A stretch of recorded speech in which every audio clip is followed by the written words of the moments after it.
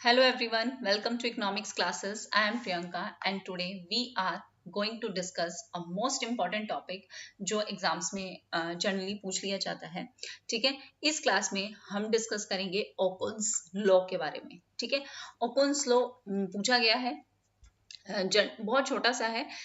ठीक है, सबसे पहले अगर हम बात करें ओकन्स लॉ के बारे में, ओकन्स लॉ हमें क्या शो करता है? It shows a relationship. Okun's law हमें क्या शो करता है? एक रिलेशनशिप शो करता है. किसके बीच में? It shows relationship between unemployment and GDP growth. मतलब अनएम्प्लॉयमेंट में और जीडीपी ग्रोथ में. ठीक है, या फिर हम इससे कह सकते हैं आउटपुट में. इसमें ये क्या करता है? रिलेशन शो करता है. क्या कहते हैं ओकन्स लॉ? ओकन्स लॉ ये कहते हैं कि जनरली जब अगर आपकी अनएम्प्लॉयमेंट फॉल कर रही है कितने परसेंट से? 1% से. अगर आपकी इकोनॉमी में अनएम्प्लॉयमेंट 1% से फॉल कर रही है तो इसका मतलब क्या है? आपकी जो जीडीपी है वो इंक्रीज होगी. किससे? यूजुअली अराउंड 2% से आपकी जीडीपी जो है वो इंक्रीज होगी. मतलब जितनी ज्यादा आपकी अनएम्प्लॉयमेंट होगी, ठीक है, अनएम्प्लॉयमेंट जितनी ज्यादा है उतनी ही कम आपकी क्या है? जीडीपी. और जितनी कम आपकी अनएम्प्लॉयमेंट है उतनी ज्यादा क्या है? आपकी जीडीपी है. It means it shows N inverse relationship. ठीक है, तो ओकन्स लॉ किसने दिया था? आर्थर. नाम से ही पता चल रहा है, आर्थर ओकन ने दिया था. कब दिया था? इन द ईयर 1960s में दिया था. ठीक है, according to Okun's original finding, ये ओरिजिनल फाइंडिंग है.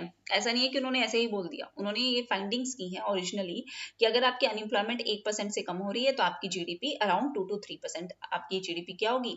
इंक्रीज होगी. मतलब नॉर्मली सी बात है, अनएम्प्लॉयमेंट कम मतलब लोगों को एम्प्लॉयमेंट ज्यादा मिल रही है. एम्प्लॉयमेंट ज्यादा मिल रही है मीन्स इकोनॉमी में गुड्स एंड सर्विसेज क्या हो रहे हैं? ज्यादा प्रोड्यूस हो रहे हैं. ठीक है, अगर हम बात करें अजम्पशंस की तो 6 अजम्पशंस हैं ओकन्स लॉ में. याद रखना, अजम्पशन से क्वेश्चन आते हैं. पहली अजम्पशन क्या है? There will be a stable relationship. इनके बीच में जो रिलेशन है वो क्या होगा? There will be a stable relationship between unemployment and GDP. Second, मैं सिर्फ मेन पॉइंट कर रही हूँ जो आप याद रख सको. There will be a stable relationship between unemployment and GDP. Second, labour force जो है आपकी, जो आपकी लेबर फोर्स है, जो आपके वर्कर्स अवेलेबल हैं, वो एक स्टीडी रेट से क्या करेंगे? ग्रो करेंगे. ठीक है, स्टीडी रेट से वो क्या कर रहे हैं? ग्रो कर रहे हैं.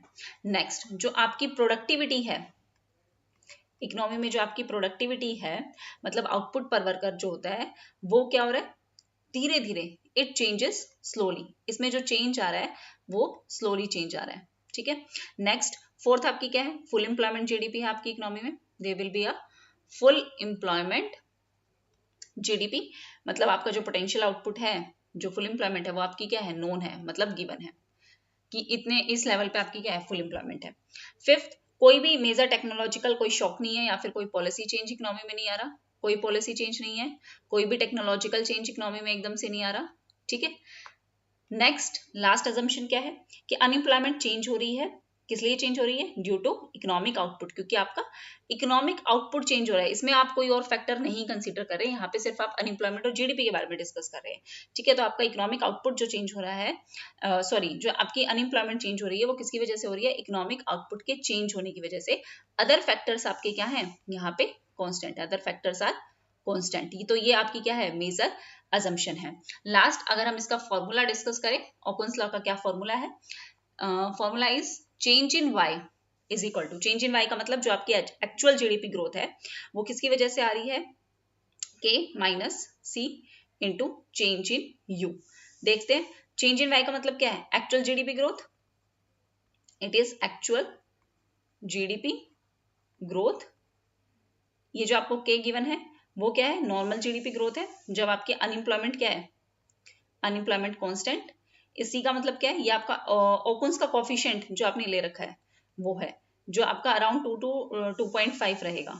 ठीक है, and change in U, change in U का मतलब क्या है? Change in unemployment rate. Directly formula आ जाता है या इससे रिलेटेड कोई न्यूमेरिकल आ जाएगा, ये ध्यान रखना. Change in unemployment rate. Yes, so this is in short video we have covered Okun's law.